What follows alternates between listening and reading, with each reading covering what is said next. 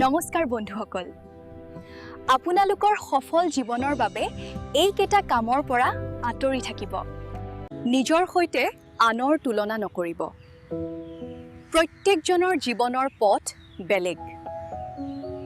নেতিবাচক মানুহৰ সৈতে সময় নষ্ট নকৰিব।